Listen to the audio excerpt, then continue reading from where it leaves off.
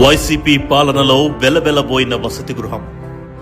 మీరిక్కడ చూస్తున్నది పార్వతీపురం మన్యం జిల్లాలోని కురుపాం ప్రభుత్వ బాలుర వసతి గృహం. 5 ఏళ్ల వైసీపీ పాలనలో ఈ వసతి గృహంలో విద్యార్థులు ఎదుర్కొన్న బాధలు అన్నీ ఇన్ని కావు. పేర్చులూడిన పైకప్పులు, తుప్పు పట్టి విరిగిన పిల్లర్లు, అధ్వాన్నమైన మరుగుదొడ్లు, నిత్యం సమస్యలతో సావాసం చేస్తున్న విద్యార్థులకు కూటమి ప్రభుత్వం రాకతో గొప్ప ఉపశమనం లభించింది.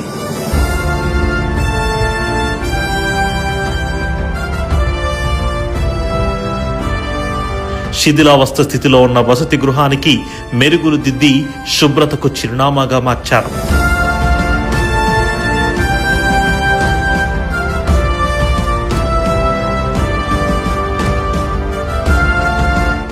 విద్యార్థులు వసతి గృహాన్ని వదిలి వెళ్లే పరిస్థితి నుండి వెతుక్కుంటూ వచ్చి చేరే స్థితి ఏర్పడింది.